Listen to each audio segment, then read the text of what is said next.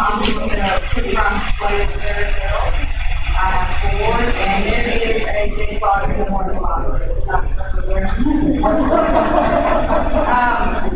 I'd like to introduce George Jarrett. He is an investigative journalist from the Northeast Arkansas region. And thank you for coming.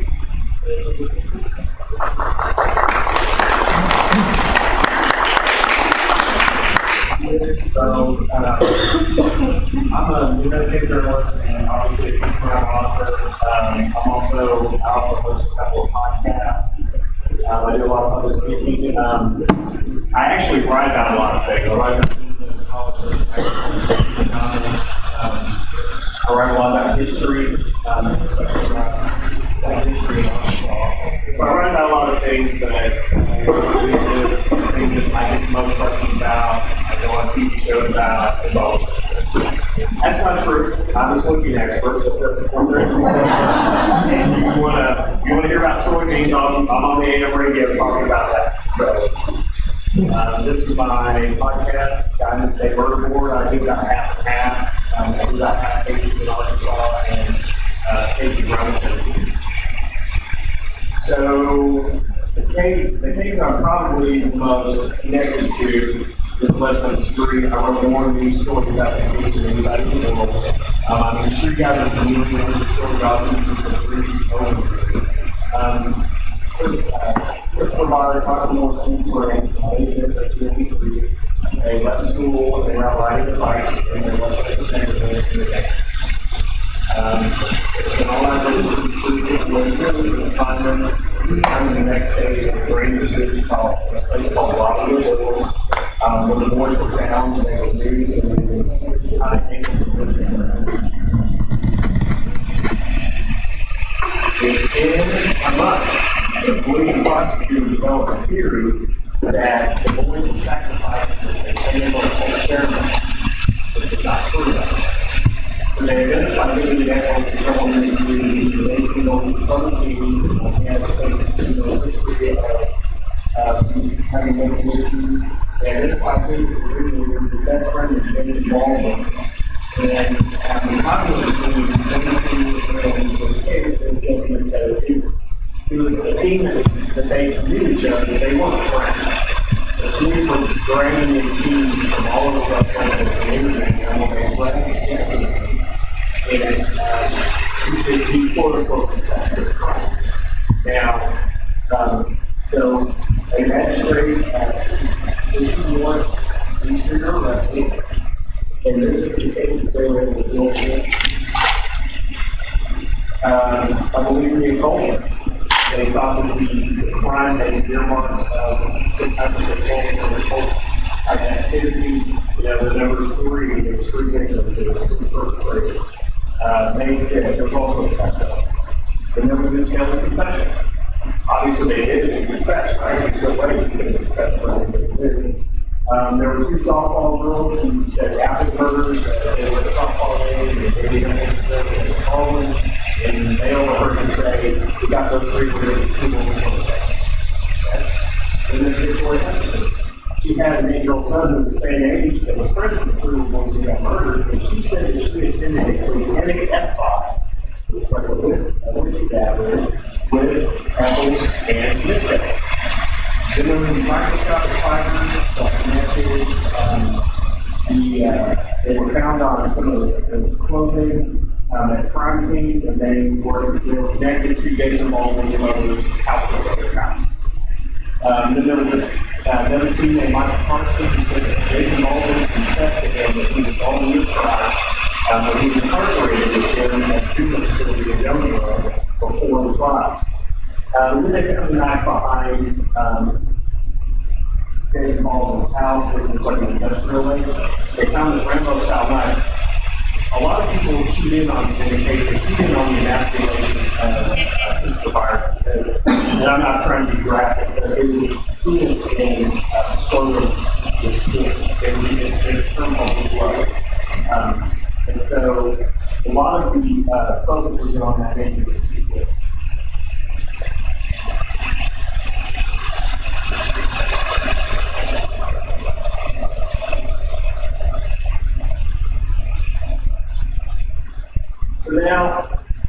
back and look at the case that was brought against. Now, I know, spoiler alert, David Andrews was convicted, and sentenced to death. Jason and Jesse were sentenced to life. Now, let's go back to our list of evidence. So, I believe in the occult. Dale Griffiths was the expert who testified at the trial. He got his PhD in occult studies from a diploma mill in California. He took no classes, read no books. He literally sent them a check, and they sent him a diploma. He was a fraud. This guy's confession. Hey, he confessed more than once. That's what you always hear about people who put those guys in. He confessed more than once. Okay. Well, here's the problem. He got everything wrong in his confession. I mean, everything. He said their boys were tied to ropes, they were tied to those shoes. He said the boys were kidnapped in the morning. They were verified in school. He said he could not describe the area where the boys' bodies were found. Every single thing about his confession was wrong. He said that the boys, and this is the key thing that's wrong with his confession. He said that the boys were sexually assaulted. The defense and the state, universally, all the forensic experts who testified universally agreed on one thing. The boys were not sexually assaulted. It looked sexual, and there could be a sexual component to the crime, but it was not even physical sexual. There was no semen recovery, there was no damage to it, did not get on the graphic. There was no anal tearing or bruising or any of that stuff. And those things, all of it, and I was there before, not in the original trial, but during the seminary, every expert who got on the stand, every forensic expert from around the world said it absolutely did not happen. The boys were not sexually assaulted. So he got everything wrong. He also said that Christopher Myers did emasculation. All of the people who testified, all the forensic experts said that a trained surgeon with a scalpel could not do that on a live human being. It was nearly impossible. But apparently, three kids who were living in a trailer park in the area with a 9-inch Rambo knife were able to do this thing. What happened is that after Christopher had passed, I figure out we die, all the gas in the body, and blow up to the surface. It causes the skin to be loose. There were turtles in that creek. In fact, there was a little hill called Turtle Creek. And you look at the injuries to their bodies, there were claw marks and bite marks all over. Also, interestingly enough, if they had this quote-unquote Rambo knife, guess what the bodies did not have? Stab wounds. And why would you, if you just think about it, why would you take a big knife like that and try to skin something? Why would you just put it on? It doesn't make any sense. And so anyway, now we get to the two softball. One of them, when they were gonna have the trial, one of them was not going to testify to this. And the other girl's mother said that she thought her daughter lied too. And also, the girl said that they heard him say this thing. They could not say what he said before or said after. And guess what happened when the police put a lineup for them to identify who made the statement? They got it wrong. That was ruled inadmissible by the judge of the case. Those microscopic fibers, remember those things? That's called junk science now. Turns out, most of the fibers in this room are all the same, basically. Basically, in this part of the world, we basically wear all the same clothes, the same fibers. Young science now, the other guy that we do. Michael Carson. Remember, he said Jason yesterday. He's a liar. Flat out. He looked into a documentary film camera, and he said, I'm sorry, because he lied. And then the night behind Baldwin's house. Well, here's the thing about the night. It was found 8 months after the boys were arrested. It was found within 30 minutes. I don't know how familiar you guys are with like finding something in water. Things are really hard to find together. I mean, like, it's hard to find human bodies. I covered a case one time where a little boy had fallen into a river, and he was found about 100 feet down the river from where he was falling in. It took 4 days to find. And this is a calm river. And he was up underneath the rock. So they found a knife where the prosecutor had to pick it. Because they had a problem. They didn't have a knife in this case. They were trying to argue that the knife was used. One day he's driving around and he's like, I got that knife. I'm not sure what it's his house. 30 minutes later, this diver comes out of the water with this knife. Even the reporter who I worked with, who covered the original trial, who still thinks those guys guilty, even he told me he was there for this. Because it's almost like they told us exactly where to stand and take a picture of the diver coming out of the wall. Okay? Nonsense. This is I interviewed David Memphis in 2010 on that road. We exchanged a couple of letters to say like my writing style, and so I went in and by the way, I've interviewed everybody today. I'm talking from Johnny Depp to everybody. So in August 19, 2011, I wrote the story that they were going to be released. I think the New York Times like 2 hours. So I was in the courtroom when I got out. And it was, I mean, if you had asked me the day before that if they would ever get out, I would have told you. At that point, I had written probably 50 or 60 stories about what's in the street, and I never thought they'd get out. So, a few years later, I did Johnny Depp again. I don't know if you guys remember this, we were going to have all these executions back in 2017 because we were running out of cocktails and execute inmates were expiring. And so they decided they were going to kill, 8 inmates in like 2 weeks. Well, and I was down there for 3 of the 4, so that actually ended up. Well, he came back, there was a rally at the Capitol, he came back, argue against it, because if he hadn't been released, he would have been released. Now, I know what you're asking yourself. You got it. Well, so let me back up. Let me tell you what's going on right now. So, is anybody here familiar with impact DNA testing? Okay. It's the touch DNA testing. By the way, I'm really good friends with the CEO of impact DNA testing. His dad actually was in that. And so what it is DNA science has really advanced in the last few years. It's so advanced now that literally if I touch like some of your foot, like 200 genes, it's very coarse. It pulls skin cells. They can test your skin cells. So remember what happened? Those wasn't tied to shoelaces. So whoever tied those knots, their DNA probably could be still on the knots. Now they weren't water for it, so maybe that destroyed those elements. So in 2020, everyone asked, when Creekside, hey, can you do some touch DNA testing on these lenses? Ellington agrees to it. But then a week later, he gets elected as a special judge, so he's gone. They have a new prosecutor. And the new prosecutor is not going to be prosecuted. And I was eating lunch with him one day, and we were talking about everything on both sides of the street. And at the very end, I said, oh yeah, by the way, David Nichols has asked you guys to do this testing. Are you going to do it? He said, no, I'm going to ask the judge to destroy all the evidence. Okay. And I said, right. And he's like, yeah, he said, in a case like this, they can keep it forever, so they don't have the storage capacity, and they do destroy evidence for this. And I told him at the time, I said, I don't think we're going to destroy the evidence in this case, but,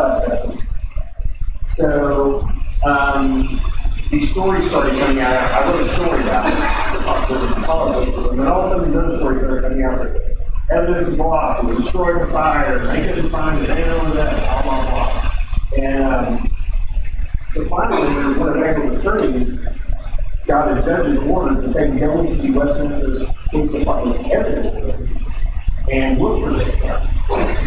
The attorney walked in the door, right there beside the door was a table. All the evidence for the case is right there. 10 minutes later, the police chief in West Memphis resigns.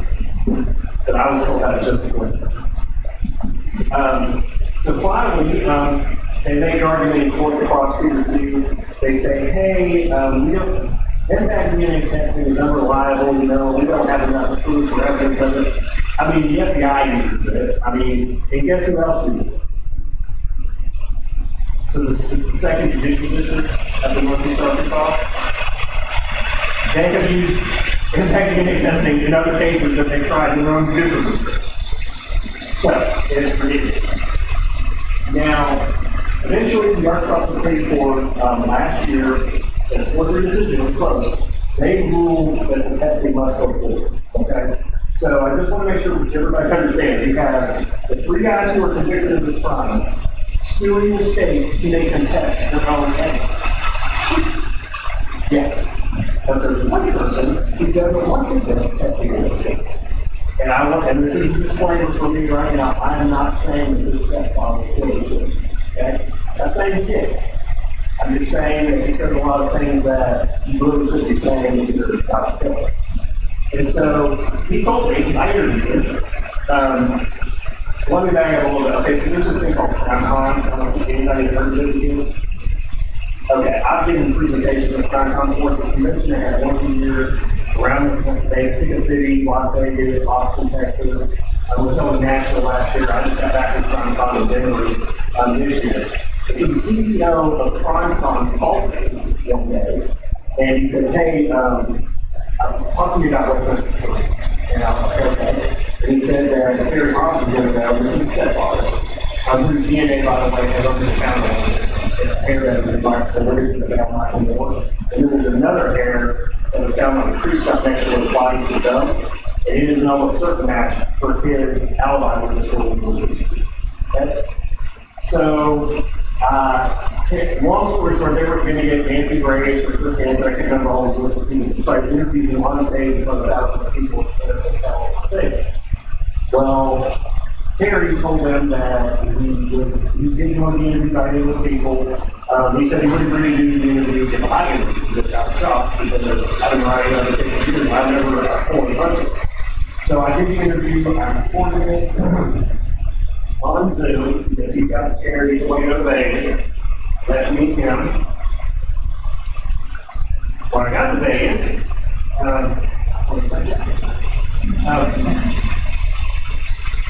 I led the crowd through my interview and had a great big TV set up. I think I got one picture of it. And I had Jim Clemente, who's the executive producer of the environmental show Criminalized, if you've watched it. I had him analyze Memphis because Jim worked in the BAD unit, the FBI world, for he's really good at writing criminal minds. He is one of the best behavioral analysts in the world. And so I had him analyze his answers. And on stage.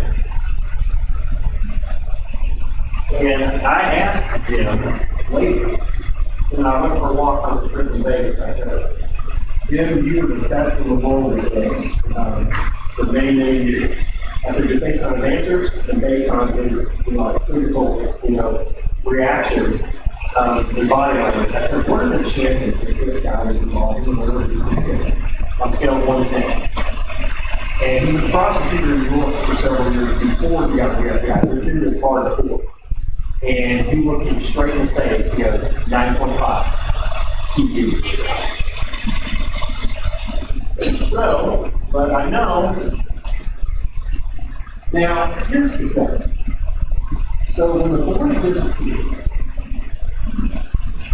Stevie Branch, his stepson, his mother Pam was at work.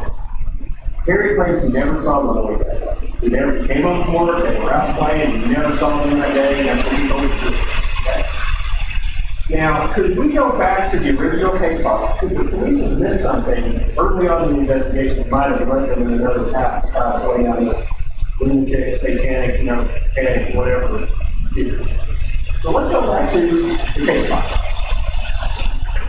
In his book, Foxwell Matter, Jesse Willows, I think he exercises his library in the book.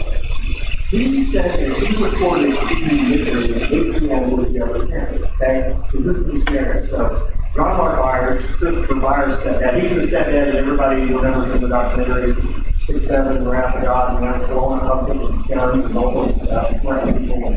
Like he burned, like he not burned a bunch of crime scene tape out the wood and was acting all done. So he at 7:30 was already getting to work. He talked to somebody in the police. He's like, "Hey, my son is missing.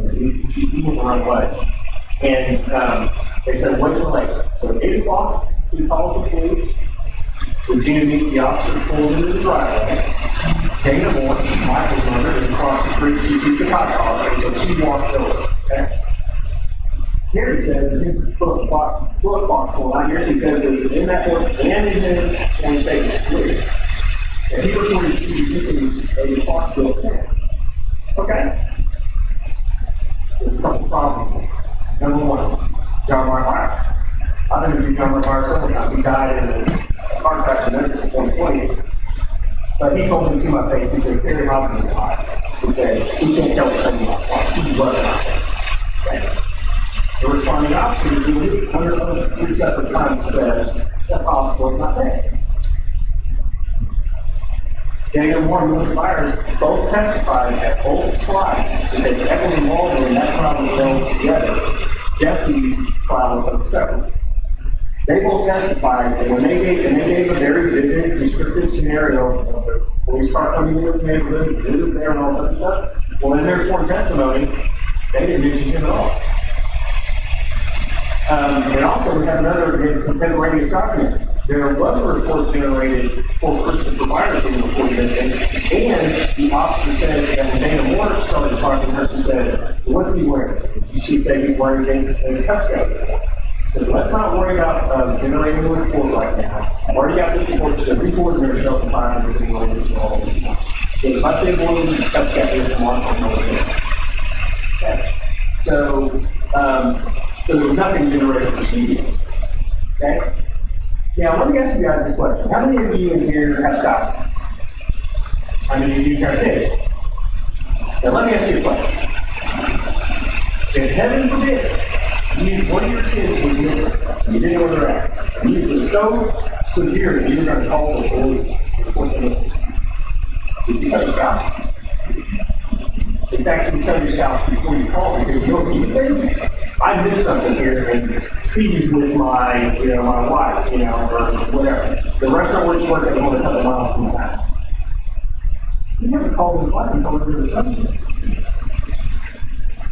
He picks her up from work at 9:24. He walks right past her, goes straight to the payphone. He got the record of the payphone call. He calls from the payphone. He calls the police and reports to the police. He never even called her. That was not what she ever. She went to a car, she had 2 pieces of candy. One for her 4-year-old daughter, and one for Sweetie. She looked at her daughter, and said, what's Sweetie? And the man looked at her and said, who's there? I'm not saying he did. But, come on.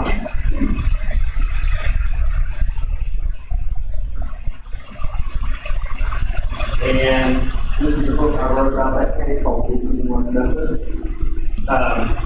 And there's a reason why I'm bringing this up now. Is so when you write a book, go do book signings, right? Go to the library, go to bookstores, go to some vineyards, casinos. I've spent one at basically like a yard sale, like I had a bunch of yard sale stuff, they called me to ask me if I could come. Sold every book. I mean, I couldn't play. So I was at a book signing place. And this guy walks in. And he's like, he was the first guy that day, Saturday morning, beautiful spring day. He said, he told me that I was book. I said, okay. And so I told him I told the three, like a home guy. And but before the book, I had written about a case. The first case I ever covered in journals is actually out there on down in the world wide. And I put it in the forward of the book, it wasn't any attention, it was just a random case out in the middle of nowhere, Arkansas, nobody figured it out, it's been unsolved for about 12 years. And I told myself, I was really, I'm just trying to get some publicity or whatever, just get some views to this. And so I started telling them the story about she's a 22-year-old college student. She vanished from a little town called Abington on September 20th, 2002. She was staying in the home of a sort of ex-boyfriend. She was in college, and she'd come home on weekends, and they were on and off again. You guys know how that was. And so she vanished, but they knew something was up because that dog, the dog lady, her keys, phone, dog, all that was there, uninjured dog, by the way. But she was not. They found a bloody mattress, they found a pretty bloody scene, and someone had tried to clean it up. They'd taken one sheet and put it in the washing machine, the mattress had been flipped, there was a broken ashtray in the bedroom, and mirror was off, it looked like a tornado was going through it. Okay, and this is, and also something else is missing. In this house, there was a piano. One of the legs of the piano was missing, it was come loose.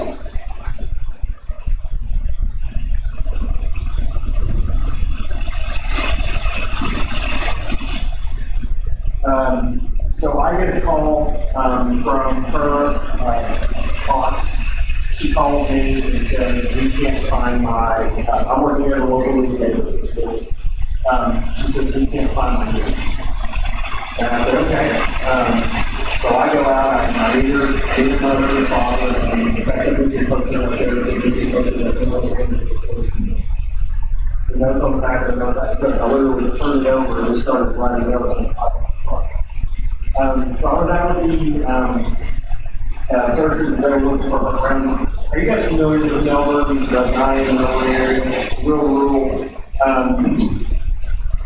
lots of places that you can probably hide somebody. It wasn't afterwards that was over in front of blood in the washing machine.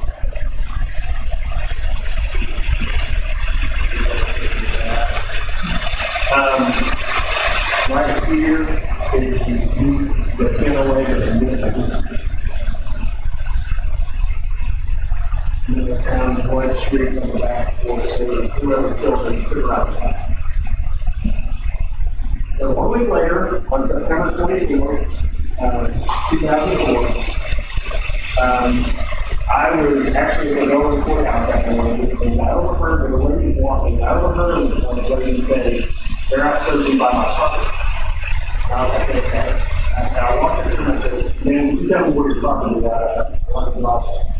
And she said, yes. She told me what that is about 5 miles from town. There's a thoroughfare next, Mountain View to Melbourne, very rural, it's one of the most dangerous roads possibly on this side. So I go out there, there's a place not far from there. There's this steep embankment. I see these cars lined up. But literally, I parked right here. And I get out, I see the searcher that I had seen a couple days, I don't know the name to this day, but I'd seen him out before in a volunteer searcher, and I said, are you guys ever looking for that? And he said, yes, it's right there. There's one of them. And my hair was vultures in the sky. It was a warm day, warm morning, and it was like I was in a tunnel. Like this is the first thing we've all been feeling and seeing around it. It's like, okay. That's the first time I ever seen someone murdered. It was very badly beaten. So I got in my truck, and my stomach was growling. I apologize. I really fast and cardio today, so I was actually at the gym before I came here. So anyway, I thought that was the worst thing that was going to happen to that day. I was wrong. A few minutes later, I got back to the sheriff's department. Her body was down not far from the sheriff's department, only 2 miles. And her father, Dr. Larry, came running after me. And he said, did they find my daughter? And I said, Larry, you need to go talk to the sheriff. And he grabbed me and he said, my daughter. And I said, yes. And this man collapsed. He put his head in my stomach and said, I'd known him for 5 days.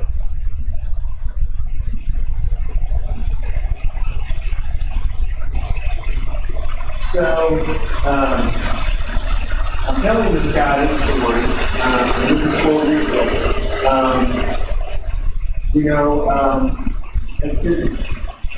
What happened in the case was, it started off, I think when it started off hot, like they were really investigated. But then they didn't really just first polls, and so, like they might do the story once a year, and some more things they work out. They had a series of suspects. Obviously, the boyfriend was the suspect first, Casey. But he was allegedly at work when this murder happened. The thought she died after morning, and he was at work. She actually brought him off. So he kind of pushed that to the side of the suspect. And then they went after another guy. He had drug connections, and the detective on the case, he was a narcotics officer. So, sometimes in life, if you're born a hammer, every problem has to be a hammer, right? So they were going after him. But here's the thing about it's really hard to prove somebody committed a crime if they didn't do it. So there's not going to be evidence laying around that you can test. So we're after that guy, and there was another girl that was connected to it, who was friends with Rebecca, and then had dated her high school boyfriend, and they had a baby together. And her parents actually had been murdered by her first husband. It was a pretty big story in Arkansas. So, she was connected to all that. She was suspect for a while. Nothing really came of that. So, I get done, and this is 2016. So, I get done telling this guy the story, and I asked him if he would buy a book. He said no. What about Timothy? I thought that's right. And I told them the photographer there who was taking two games of the language from that. And I looked at her and I said, what is this? And so I folded over the first book. I said, here's the next chapter. And the man reaches in his pocket and he pulls out a little ribbon with her face on it. And he puts it on the book.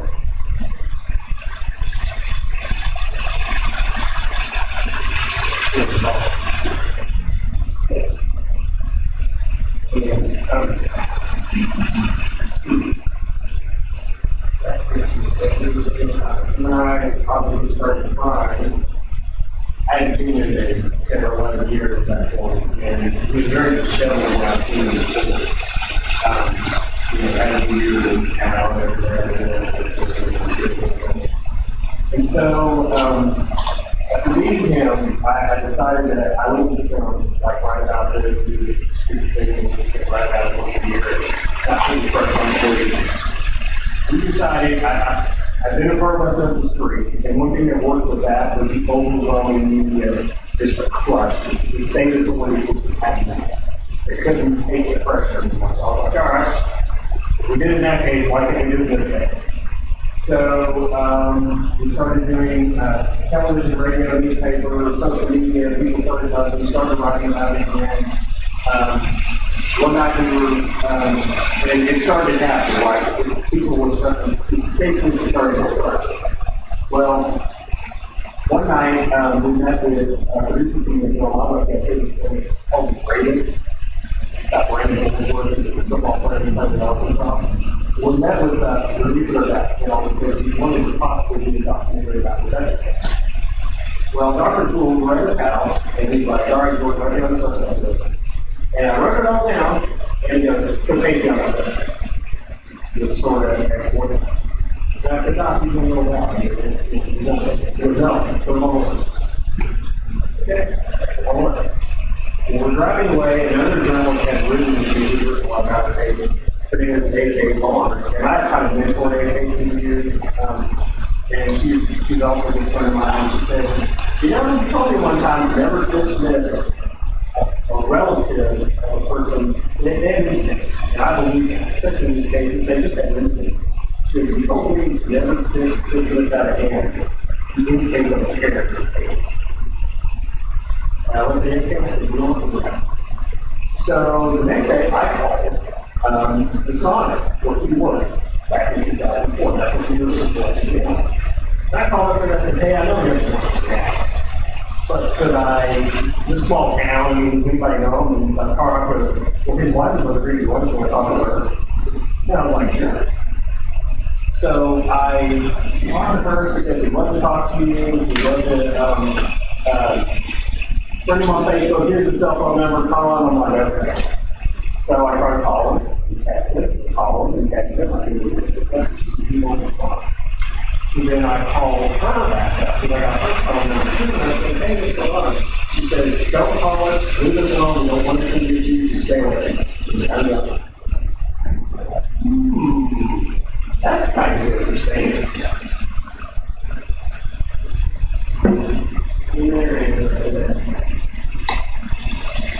So I wrote it out in case again in my second book. I included another chapter. And I included all the things I just told you. And that started things rolling. I get an email from a reporter who works for the Discovery Station. Her name is Kathy Townsend. She tells me, she says, I want to do a podcast series on Rebecca Beebe. And I said, okay. And So she made a podcast, I was in 6 episodes of it. And then it launched, and it became one of the most popular podcasts in the United States that year. And Dr. Oz had him, Dr. Gould on his show, and talked about climate change and all that kind of stuff. So, all these Facebook pages started forming. I mean, we're talking thousands of comments, thousands of likes, all that kind of stuff. So this case was really getting a lot of attention, but we still weren't getting anywhere because we still had the same detective. They weren't changing the detective, and he still had a false theory of the case.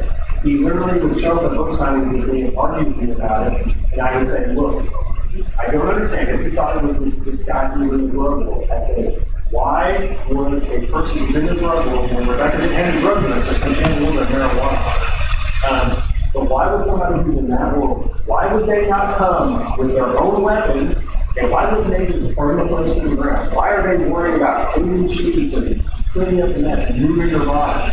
I said, they come with a gun, they shoot you in the head. I mean, I've covered this stuff. I know what they did. So, I did another email after the podcast. It's from Jennifer Willows. She is a counterintelligence agent in the U.S. Army. Her job in the Army was to vet locals who were working on bases in Iraq, Afghanistan, and South Korea to determine if they were terrorists. She's really good at her job. She's also a criminology professor. She also teaches forensics. She worked in the medical examiner's office in New York for a couple of years. She actually worked as a correctional officer in Arizona for a year or two, just to get the experience, just to see that side of it. She's very physically intimidating, just so you know. We walk into a room together, she's probably 2 inches taller than me. Sometimes she'll really got off the boots, and I'm like, really? I look like a smurf next to you anyway. You really have to do this? So anyway, I get an email from her. As soon as I read this email, I'm like, this is a very serious person. And so we got on the phone, we talked for 3 hours and 22 minutes at first phone conversation. A month later, they lived in Colorado Springs. She was dragging her husband Jesse down to Arkansas because she wanted to geographically profile this case. Like, she wanted to go to the spot where the body was found. She wanted to go to the house and all sorts of stuff, because that's just her methodology. And so we went through it. She told me she goes, a couple of things. Number one, she had the body of the, I said, yeah, no. And she said, the person who lived in the mess, they had to next to the house. And I'm like, this is music to my ears. So we started our own, because I noticed that a lot of the family members in that McCullough family, his family, they were commenting on these pages, but then the pages got taken down. But we started thinking maybe they were saying that might be used in actual fact if they know. So we started a page. And this is in October of 2019. Early on, we did a member that was very interesting to us. His name was William Miller. He was Casey's first cousin. Okay? And that's the story of it. Now, at first, he was trying to disguise his identity and thought it was really because literally we have a genealogist for our counsel. He knew who he was as soon as he popped up. And he used his own name. He was living in the Philippines. At the time of the murder, he was living in Aransas, Texas. So that's like 11 hours, right? Which coincidentally, I had my uncle lived in Aransas at that time. I actually went down there sometimes to visit. So he didn't do much of it. But he would comment and he would send, especially Jennifer, he loved to send her DMs all the time. And he'd give us theories, and we knew who he was, and we were kind of playing coy with him. Like, we didn't tell him who he was, but we knew who he was. And then about 8 weeks before there was an arrest and was murdered, we found out something very interesting. For a brief time, his mother and brother had lived in Melbourne.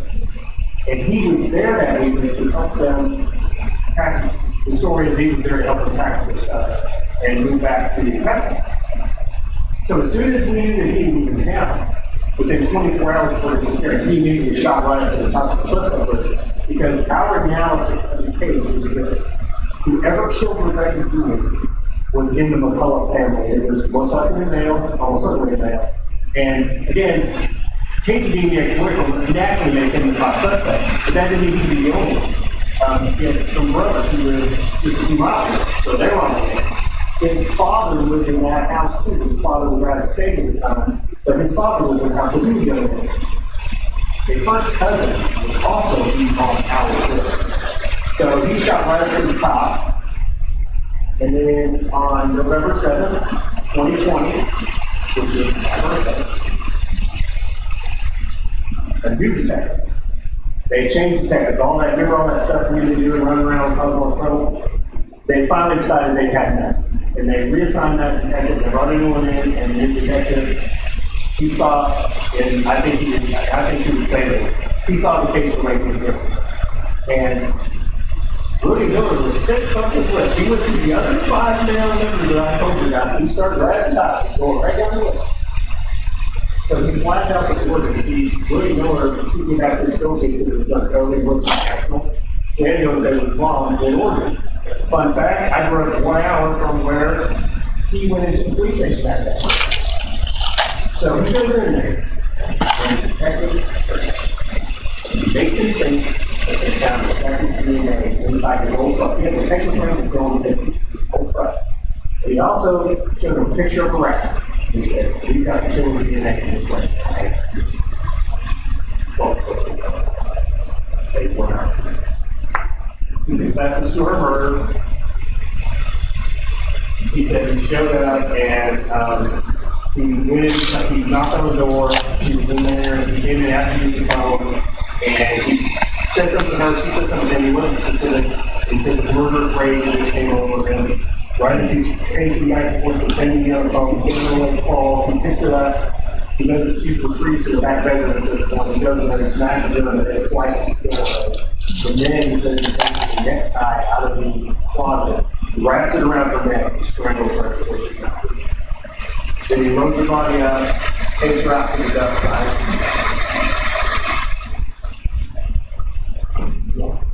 And he gave no motive for the murder.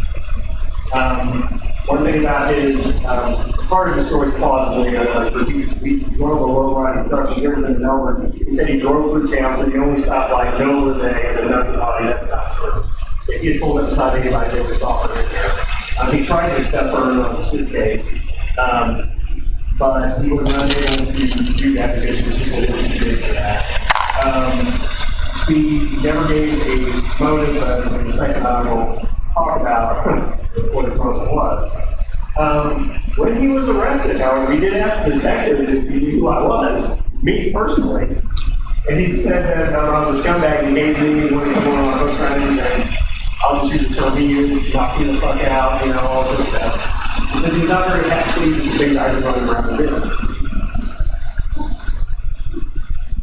Okay, they find this missing suitcase and it's got items in it. He told them where to find it, and this is the key for him getting convicted that he knew where it was at. This is some stuff. This is the case. So he agrees to a plea deal. That's Jennifer and that's Dr. Gould, obviously meeting on October 18, 2022. But guess what? He never talked to Gould after he was sentenced, waterfall and crying and so forth. It has a big tattoo. His entire back is the face of the deal, like it's a big community tattoo. We told Dr. Gould a whole different story that he tried to save her, that he started crying, and they found his DNA on her shirt, and his tears falling out of his face on the shirt. Dr. Gould walked in the courtroom that day and you are not going to believe what you told me. I was like, so we were visiting her grave. I always made a promise that I would never go to her grave. She buried in Bradford. It's only about an hour from my house because I live in Jonesboro. But I would never go to her grave until somebody was convicted of murder. So that day, me and a group of people, including Jennifer, Jennifer always flies, she's in Arkansas probably 15 times. So she goes to business in prison and gets her money. But guess what he did when he confessed to it? He confessed to 5 others. And he gave specific scenarios, The problem is that he stopped short of giving the names. And so we launched a project to try to figure out who else he has killed. And he claimed he never killed anybody overseas, even though he lived overseas for many years, which is nonsense, of course.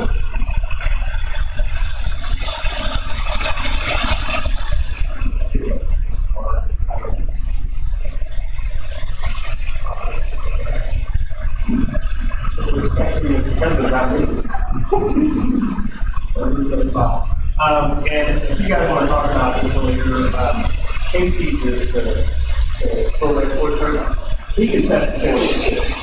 He confessed to it. Because see, remember,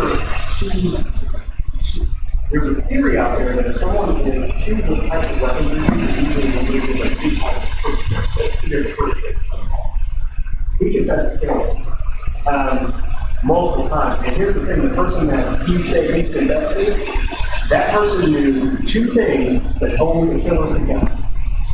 One was that she was hit twice, and got covered in dollars when the first one came forward. And the second thing was that Rebecca had brought 2 suitcases for that because she was going to brought all the shot, and she was going to go, she was not coming back to see what they were doing. And so, so is it possible that 2 people were involved in this murder? Because here's what I will say this. You guys, when the guy out there that writes down things all the time, you can go back and do some of the stuff. And there's no proof that she was alive that Monday morning. No proof. There's no proof that she dropped him off at work. This could have happened Sunday night. And he told his friend that eventually said that he confessed. He said, yeah. He said, well, how are you getting away with it? He goes, well, because the police had a little problem. They think I was someone who I wasn't. Okay? There's no proof. And I'll go into that with you guys some other time. There's no time. Now, so the police, when they arrested him, they took his phone, but they didn't take his laptop. We got into contact with the brother.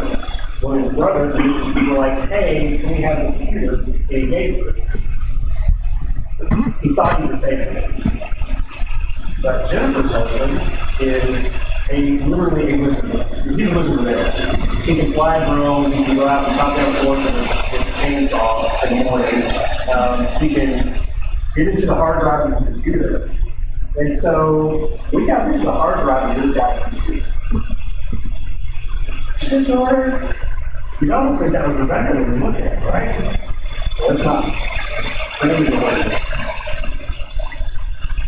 She was murdered on or about September 20th, same day, 5 years earlier, in Gwinnett County, Georgia. On that computer, we noticed that what was happening was he would back his screenshots on his phone up to the hard drive on his computer. So like if he screenshot anything on his phone, it would go to his computer. So we noticed when Governor Helen on the podcast, when it came out, he was screenshotting messages, like people making comments and doing all this stuff continuously. Anything, any story that would come up, anything, he would screenshot it for that. Guess who else was doing that? Yes. And here's the thing.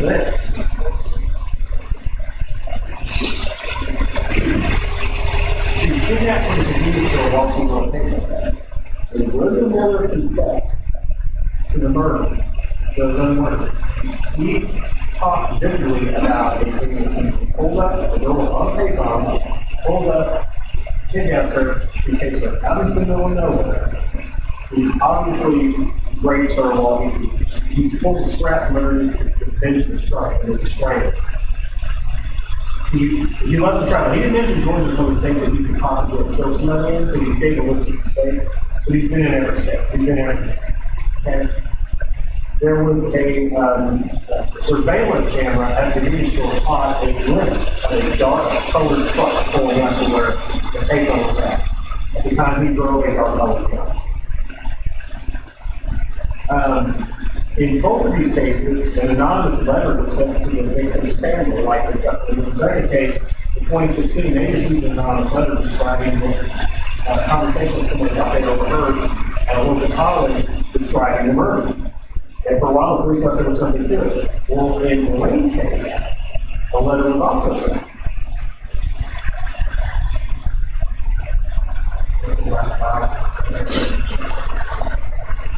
Okay, in conclusion in this case, in Rebecca's case, and so we launched something we call Project Rebecca. We have a crowdsourcing team, like that's on our social media network. And so we've got people studying cases in all these different states that we mentioned. We've actually come into contact with, they did a podcast here on our Memphis case. And literally when I'm on the phone with the newspaper, when I'm on the phone with the reporter, I said, this is going to sound crazy, you don't know who I am, because he's not a suspect in that case at all. I said, I wrote about this case, the case was back in England, and as he's sitting there talking to me, he pulls up just a picture of Rebecca, and you can hear him gasp because they look so much alike. And I said, yeah, guess what? They were murdered 5 years to the day. And then I told about the computer and all this other stuff, because we want to have the computer forensic to be analyzed. One thing that William Miller did when he was arrested, he walked into the Mother's Road police department with child porn on his side. So obviously we're not going to hook this computer up to the internet because we don't want to, there was a bunch of other porn on there that just regular old porn. But anyway, so we want law enforcement agency to dump the computer, and then we just want to see if there's any other connections to some of the stuff. So, no proof alive on Monday morning. The killer used 2 weapons, prosecution over these 2 different killers. Miller has told repeatedly different stories. I was interviewed in prison, and I recorded it on my iPad. He literally said, now you didn't kill anybody, you just lied out all of it. When I asked him, I said, why did you child porn? I mean, well, I was doing research, because I got molested when I was a kid. I'm like, come on, man, you know how many times I've heard this from these guys? The piano leg is the only one in history. Lies, and statistically the murder is impossible if it happened the way he said it. But statistically, it's different.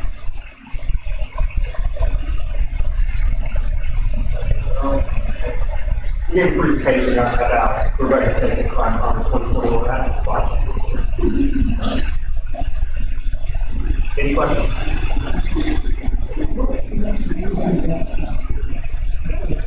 Have you donated billions of dollars to the United?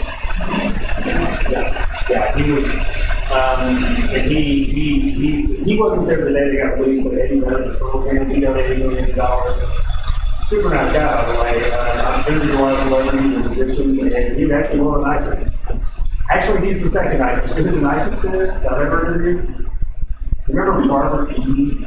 I think she is probably, I don't know how I can make her nicer than, she was just such a sweet lady, and one time she was like, you could have legitimately and said she was going to be the woman of the Lord, and that ego could never, obviously, be me, for having me. So I just thought, how could you be in that position and be such a sweet, nice lady? I'll tell you another one too that I interviewed earlier in the summer, the woman who played Scout in Lockheed. Super nice lady. Really.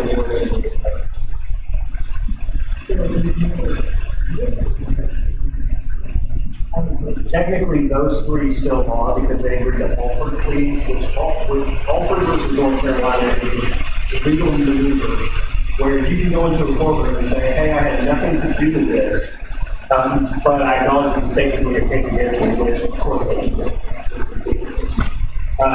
So technically they're convicted, so that doesn't mean somebody else can be charged or a judge can come in and they make their convictions. The reason they did this deal was so that they wouldn't be able to sue the state. What was going to happen in this case, if we all hope it didn't happen, they were going to get retried. That this was going to happen. And there was not going to be, the prosecutor wouldn't be able to block charges if they were retried. So that just tells you how ridiculous this is.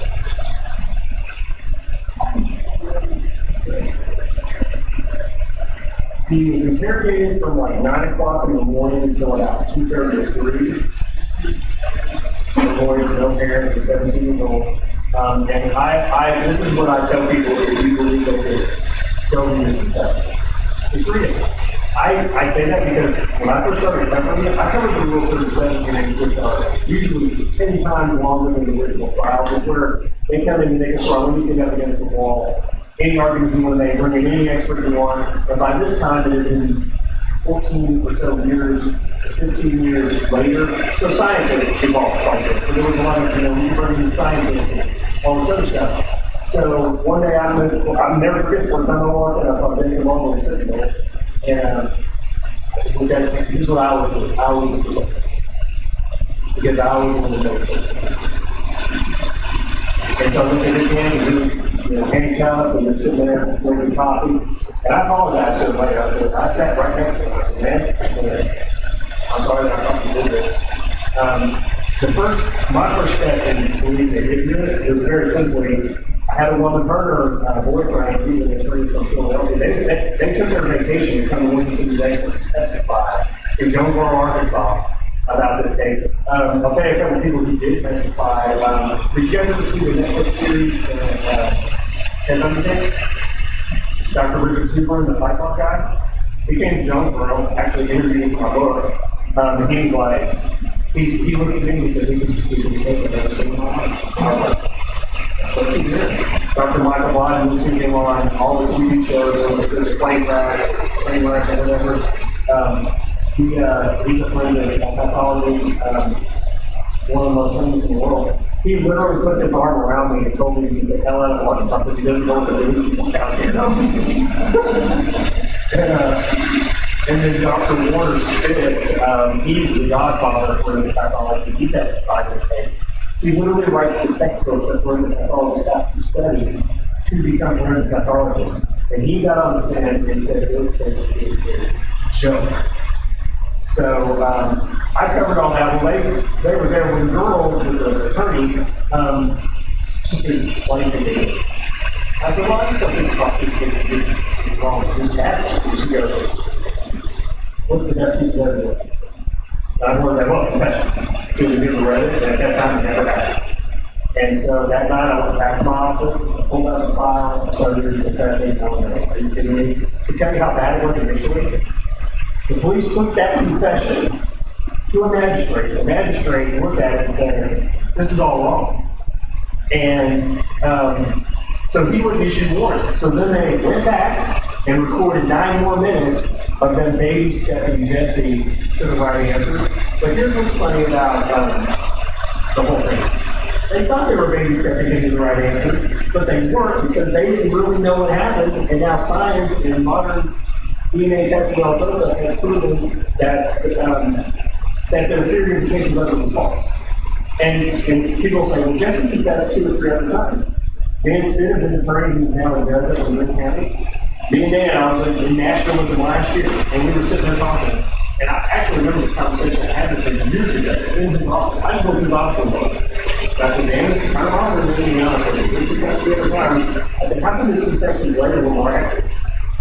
And he kind of smiled at me and wrote it down. Oh, he sat through the murder trial. He learned things, like he was sitting there, oh yeah, that's why that's last week. And so I'm like, yeah, because people will read those later confessions and think, oh, well, somehow, some way, but it's not. Yeah, so when that happened, I was like, no. And just the simple fact that every single time these guys have been asked to do like a new technique came up for DNA, bad. Please test everything, please. And so I don't think I'm going to, this is not going to hit me anything here. Typically, the person who didn't commit the crime will want more testing done, and the person who committed the crime will want less. Just as a rule. Oh yeah, Matt, oh man, he's so mad at me. I was in the airport in Los Angeles, and I was getting ready to get on a plane, and he called me up and he goes, I can't answer, take it away. I'm like, I said, whoa. I said, you said these stupid things. What do you want me to do? Don't run around telling me you want to live this story.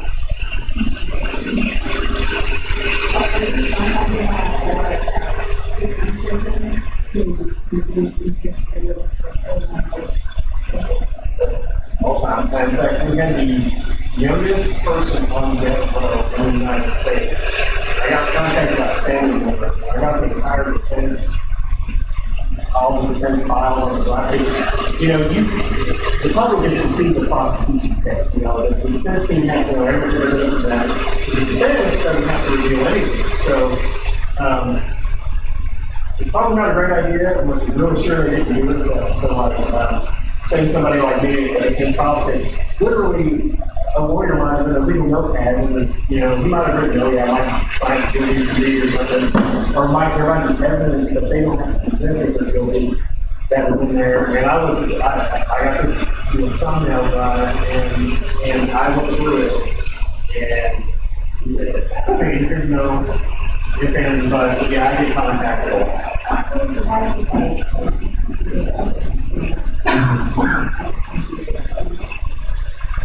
Well, see, that case is technically considered assault. And so it's a slow process. I don't want to make it sound like they're just out, you know, they're going to gunshot back, they throw it in and set up fire.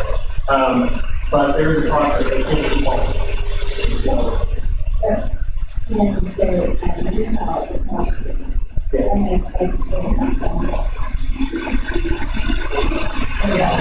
can go to trial and he's going to do that. You just don't know what, you know, sometimes you might take a jury into that house so they can see the dynamic of what's going on. In Rebecca's case, we tried to get a little off, like we're going to buy it. And the person, the girl wouldn't sell it to us. They were mad, they were want to go there. That case has got so much power. I can't even make up some what's it made.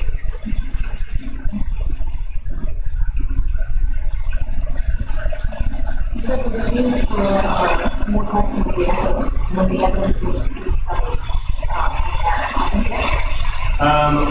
we think it has, that's at least been sent off to the lab. The new prosecutor in the case, she's been good. Like she seems to, you know, like get the fact that this test stuff needs to be tested.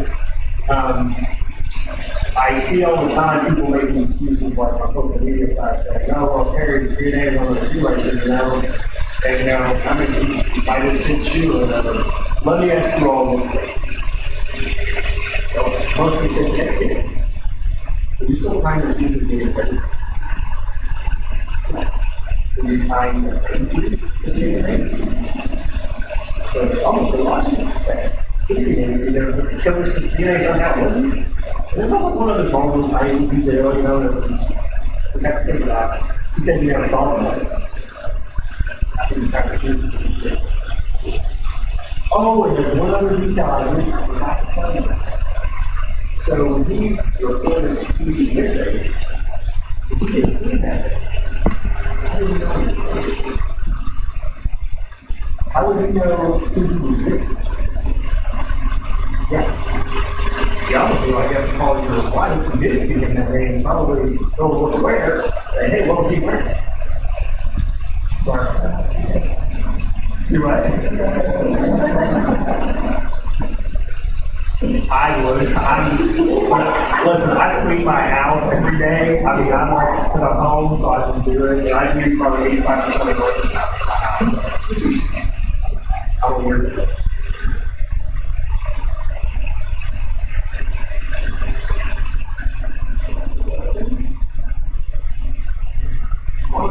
Last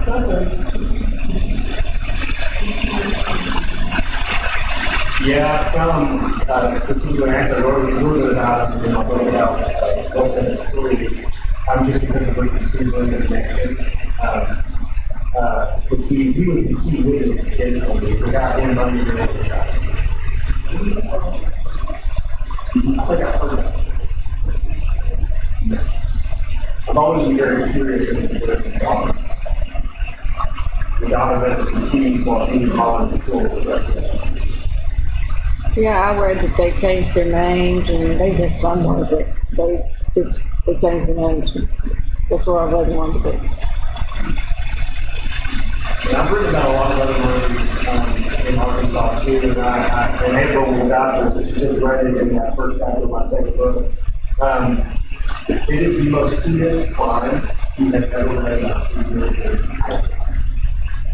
Involved family court, was knocked at the door one night, breaking out the door of the light, Freddie was held with his car was broken down, and the father goes down there to help his friend, and within 1 hour, he was shot and stabbed and thrown into the river. His wife was literally beaten to death with fire, hit 27 times. The little boy, their little son, who was 6 years old, the person had taken this tire iron and jammed the point in through his neck all the way down and it crushed his skull with the same tire. The mom actually, she hit 27 times and she crawled across the yard in the middle of the rainstorm, trying to get to the parents' house, trying to get the door. The killer caught up with her right as she died to the door, like there was one hand for an arm near the door, and he slashed his one from one end to the other. And then, the little girl,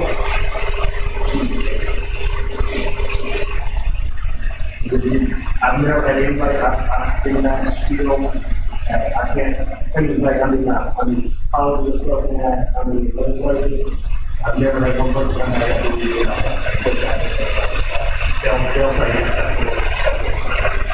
They kept that little girl.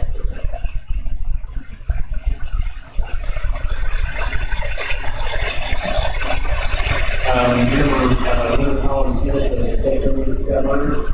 I was friends with her, I knew her.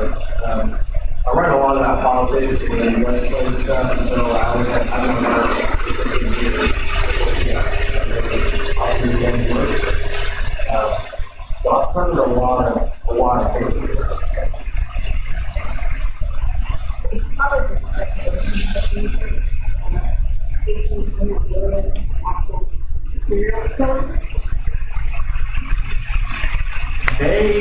In that family, they were keeping a lot of things secret. Like, for instance, even the week that this whole started, like the week that she vanished, I was at the sheriff's department, and someone came in and said they saw a blue car with Texas plates driving around that area.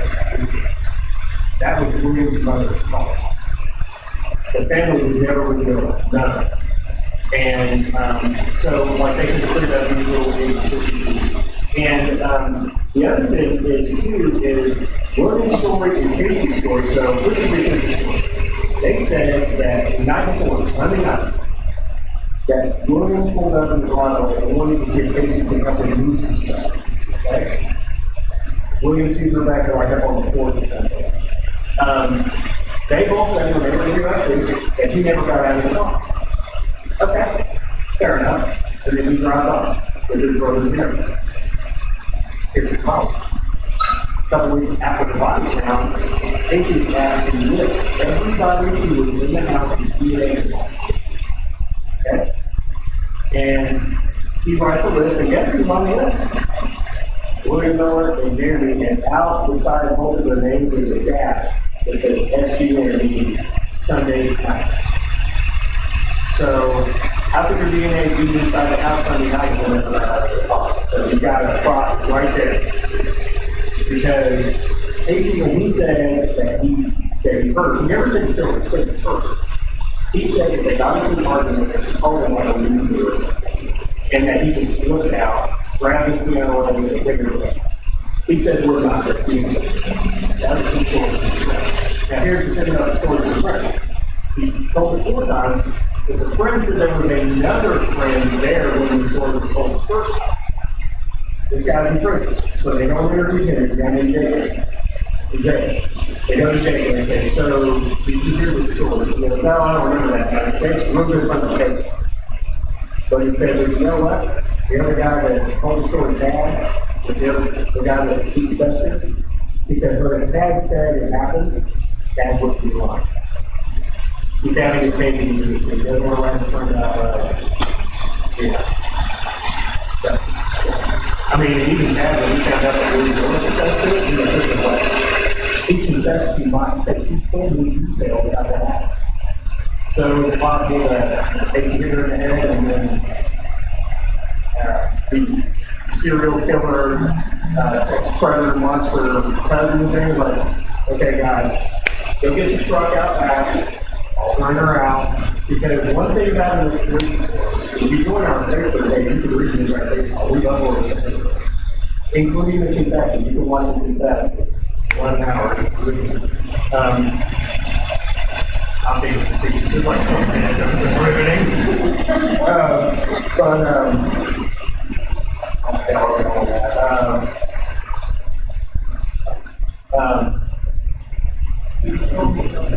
Go around, okay, because in the original case file, you can read it. Casey, when he was brought back to his house, he never went home, okay? I think I told you guys that. He went out with 4 friends there.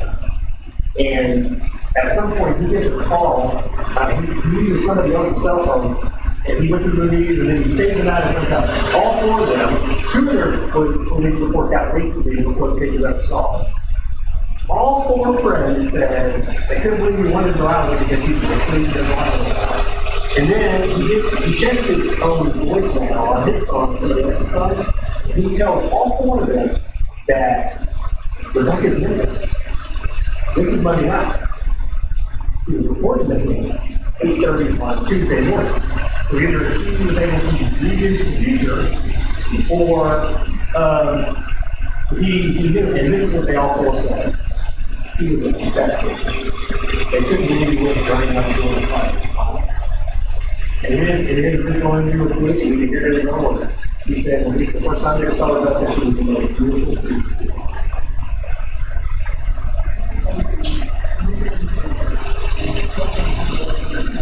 Right, I think the cousin was already possibly dead, that they were there, and because Casey didn't seem surprised about anything that happened in the house. Oh, I got it. So 9 months after the murder, I had talked to Casey on the phone, never really interviewed. I'm driving past that Sonic that he worked with. I sit outside smoking a cigarette, and I'm like, okay, why are you in there? Like, hey man, I said, so explain to me what happened. And so he kind of told me his story. I said, so you stayed at a friend's house, and then you went straight to work, you go back to the house.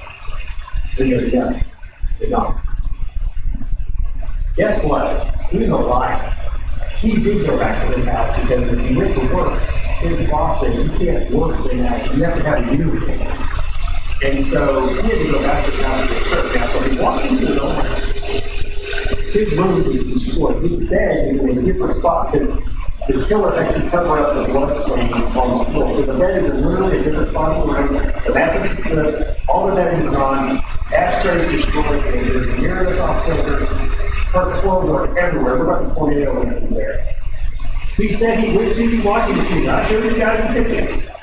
There's clearly blood on the sheets, in the dispenser, all of it. And there was, here's the thing, it was mid-cycle. You guys saw the picture after they drank the water out. There was water in there, so literally red blood. He sees all this. Her cars, her keys, her cell phones, her money, her dog, all her stuff is there. She's not.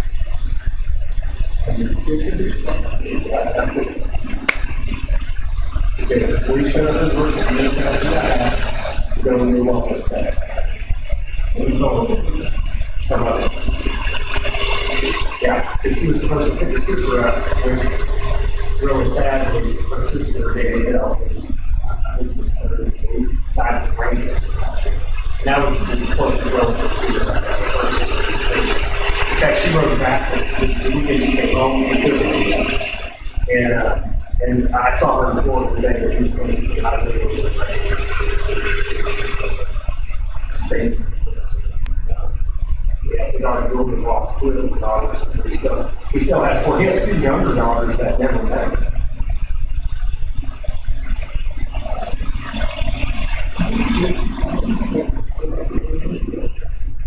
These are the ones. Okay. So for years of this case, and this is what got back in my pocket. Dr. Gould, the recommendation, 15 all of a sudden.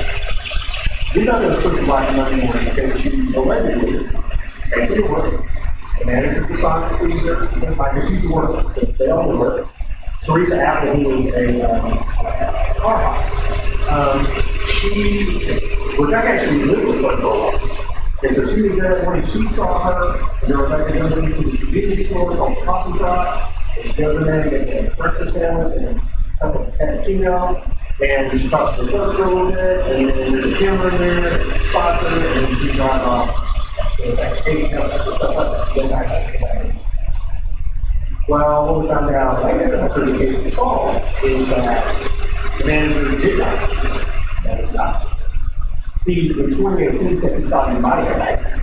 But in 2004, when he was in the day after, he said, no, I didn't see it. The car hospital Apple did not see it. So, bang. The clerk at the convenience store described her wearing different clothes than what Casey said she was wearing. The clerk also said that, well, let me back up, because you guys studied these cases. When they swept the house, for some reason, I don't know if they did or didn't, they swept the house, it took them about 2 or 3 days, which is really funny because I actually left the house and had crazy tape all around it. But there was nobody there, so I could have walked in and did whatever I wanted like a day after 2 days. So when they give the house back to the family on Saturday night before the body's found, the dad had come home, obviously, Casey. He opens up the microwave and he sees a breakfast sandwich and cappuccino. Okay? So when they find it, they take it to the police.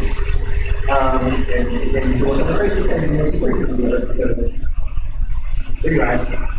So they went and got the register tape out of the convenience store register, and at 8:03 that morning, someone had bought a breakfast sandwich and a cappuccino.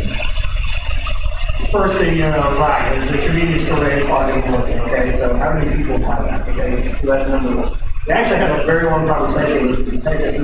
The detective who saw this was a great guy, great detective. You really had a lot of respect for him. So him and I were talking about it, and I'm like, Casey got dropped off at work at 8 o'clock, okay? That's all. He gets dropped off at 8 o'clock, because he's the only one now, said it was happening. The posse truck's like a mile and a half, 2 miles away. So she's got to get back in her car and drive to the posse truck. Yeah, you remember those old cappuccino machines that are generated and sit there and wait for like 90 seconds? Well, she goes in and gets this cappuccino. And then she goes up and pays for it. And then the clerk says she followed her back to her car. And she noticed it was a manual shift drive car, which it was. And so she follows her out there because she was looking for a new car. She said, I was waiting for the newspaper to come because I wanted to find a new car. Well, so I think you all know that there's only one newspaper that has a car section in the state of Arkansas. It's Arkansas Better Representative. The car section runs on Sunday. You can start buying stock on Sunday and find out what you saw on Monday. And I know what you're thinking yourself. So the clerk, how could she possibly confused about the day she worked? Well, the first thing she told me when she contacted me was, she said, I never worked on Monday, so it's kind of weird. And you're sitting there going, well, how could she have forgotten this days after? One of the 4 guys that Casey went out with said that he worked with Casey Sunday morning. He has an official report. At the very end, he was, oh, wait a minute, we didn't work today. I made a mistake. That was just 2 days ago. Thank you, she said so. So anyway, back to our timeline. Cappuccino machines, yoga, dogs outside here, and marches and wild. What's the problem? 1. We estimated that if he dropped off at 8:08 to work, that takes 25. So how do Rebecca go back in time to buy a cappuccino and a breakfast sandwich today? Doesn't work. And the detective takes it, George, I'm not relying on a digital cash register from 20 years ago being accurate. I said, yeah, you are. Because you think that cappuccino and that breakfast sandwich, the only food you have to do with Bob that morning is that cash register. So it's like, I'm going to trust it where I want or need it to, but I'm not going to trust it where it doesn't make sense. Yeah, so there's also other interesting little details about it. So they took pictures inside the car. With their cup holders, there's empty bottles. How did she throw those empty bottles and put the hot coffee in one of those? She manual shift, there's a hot cup of coffee with $20 on. Doesn't make any sense. There's also something else that doesn't make sense. On that same cash register tape, you next is literally 2 minutes later. It's like 8:06. So the clerk has this conversation with Rebecca, checks her out, walks out to the car, sees all this stuff, looks for a newspaper, but is back in time to check out the next customer for 2 minutes later. Makes sense? Doesn't make sense to read this, the register when there's a customer in the store. And also, she never mentioned, she said Rebecca only got a cappuccino. She didn't say that she got rice.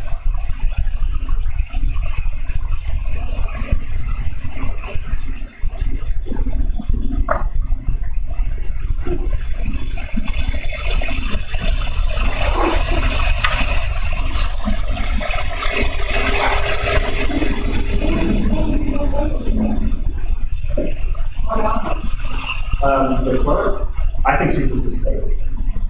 I think that she did, I think she did